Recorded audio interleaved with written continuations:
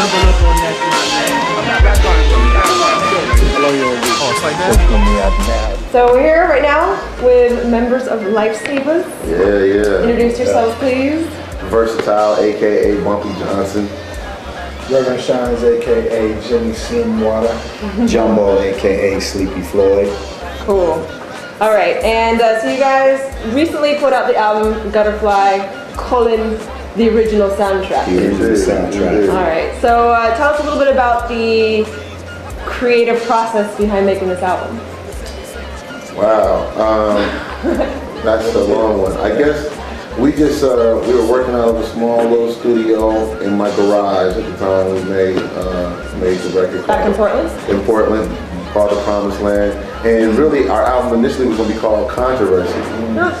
But through through some events, we had to change the name. And some we controversy? Some controversy. And change the name. And Jumbo had this phrase he used to always use, Gutterfly. We had actually made a song called Gutterfly. We kicked around. He was like, man, what we call the album Gutterfly? Kind of got some ideas for that. And he had been watching this movie called Coonskin. And that started, he put me up on the movie, I took it out and I watched the movie and we started kicking around ideas and that's how the story, the concept started to take form of what is Gutterfly. And we just started trying to record as many songs as we could that would, try to help tell the story. What do you, define what Gutterfly is? Gutterfly is the metamorphosis that we've gone through as artists and as people to come from Portland and make something out of nothing. It's similar to, a caterpillar coming into fruition into full bloom. You know what I mean? That's us just being in a substandard music environment in terms of opportunity, or even just people's perception of Portland, where we come from, Razor Blade City. So it's like it was Gutterfly is about us having a voice out of a place that seemingly had no voice. Interesting. How has the local scene been as far as reactions to your guys and your music in Portland and beyond? They've been pretty supportive. I think people were pretty anxious for a new Lifesavas record. Yeah, it's been a minute since and we can go. I mean, we've been performing the songs for some of them for a couple of years now, I guess, and they catch on to that. But it's nice now that they know the words. They know how to react right out of the gate when the song comes on, rather than oh, what's this? And then halfway through, maybe they're getting with the chorus. Now they're just coming right out, and they're familiar with the song. So it's cool. It's added a whole new element to our lives performance. And the town is real proud. You know what I'm saying? Yeah. Definitely get a sense that everybody's really proud of everything that's happening, from just our peers, obviously just people in our neighborhoods, family, everybody's just really proud. Oh my God, you guys are in the Rolling Stone, Yeah, that was Portland is in the Rolling Stone, you know what I mean? It's a badge of honor from the town just to know that, that we're out here kind of finding our way in this whole thing, and making strides, so everybody's juiced about it. Very cool, very cool. Well, let's get into a couple of the songs on the album. The second track, Double Up. Yeah, Double Up. Double Up is a track produced by the man Ono from the Stone Spell Camp. And he had given us 4 or 5 beat CDs. And a lot of the beats that we were picking were a lot of beats that other MCs were on it. And the last beat CD he shot me, and I was like, okay, I want to ask you for this track. But if I ask you, we gotta have it. So I played it for him over the phone. He was like, oh yeah, it's nothing. I was like, that's it. That's the money right there. That's it. He's like, that's yours. It's no problem. So that track really, we felt like that would be a real good one to set the tone for the vibe of the rest of the record. It wasn't the first song we recorded, but I think that song brought it was like the middle ground of the record. It brought a lot of the songs together. Really come out after that.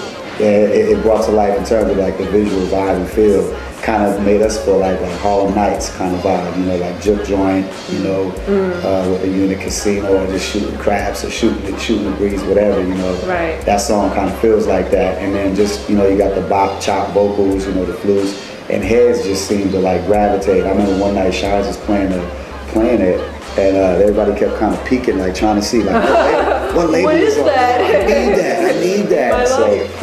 yeah. And we love doing that song live. You know, that song is like one of the points of the show where the show just takes off because you see you got this communal head nod, just like, yeah, you all right. Plus, they see how we react to it when it comes on, so Yeah. it kind of helps the crowd. Like, oh, okay. They don't care. Yeah, it's not just us.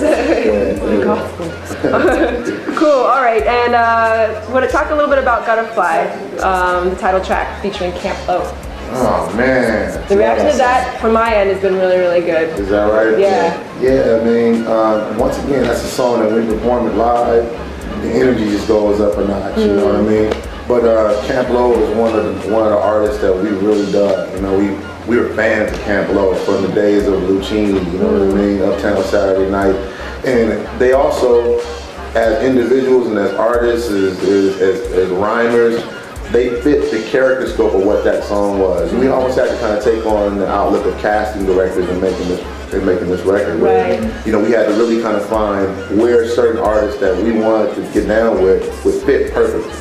So if you listen to the Gutterfly song, it's like Camp Lo is at home in that song. It feels like a dope Camp Lo song. You know what I mean? And it just represents the kind of slick talking side of us, you know what I mean? We come into Razor Blade City and link up with some like-minded dudes that talk all that slang. Yeah. You know what I mean? So it just came to life. I mean, it's like when we got that, when we finally got the song all put together, when it was finally done, we must have rolled to it over and over. All we just day. drove over and over. Yeah. Just let it play over and over. Like, oh man, Play it again. This is one right here, yeah. this is the one. That's So cool. a lot of people try to make you steer away from having a title track on the album, but it came out so good. It was like, this is Butterfly. This is the exclamation point, and that song was the song that we felt like it had so much power. You know, like it was funky already, but it just feels like, you know, something exciting is about to happen. You know, we incorporated like some live horns just to take it up another notch, and then like my man said, like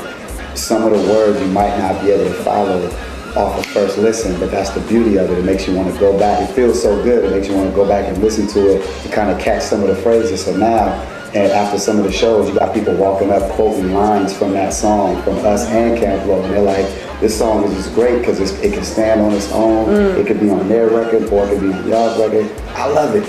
And they just, you know, walk away screaming a line after the song. So we felt like we did it with that one. That's cool. That's great. And then that was track number 3. And then let's talk a little bit about Shine Language, track number 5. Wow, Shine Language. Shine's had given me a beat CD while we were on tour. Okay. And we were actually on the Quantum World tour. Oh, yeah. And he had given me a beat CD. And as soon as I got home, that was the first song we recorded for Gutterfly. Oh, really? Yeah, as soon as I heard the cadence, the pattern in my mind, you know, just going to those little strings, you know, it was just this high energy. And I was like, it would be dope just to kind of spit something right to those strings, you know what I mean? And so got back to the lab, I laid it, I called Sean and I'm like, check this out.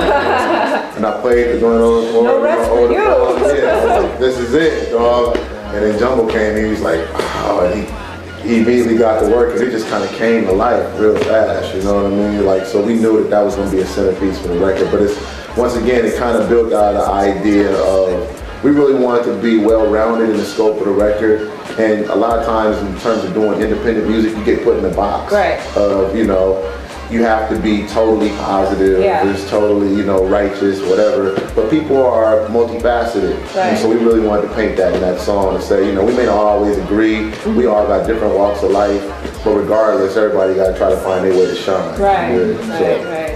I feel like that song speaks a lot to women. Did you guys gear that towards women in like specifically? Really, if you peep the both verses, Versatile's verse is addressing, like, you know, from boy to man, almost like speaking to the ages of a man, boy to a man, and my verse is speaking from the ages of like a young girl to a woman, kind of like bringing it full circle, you know, so like eliminate the separation, like we got to do this together. We can shine on our own, but there's much more power if we shine together. And motivate the design. Most thieves want to return to the scene of the crime for the double up.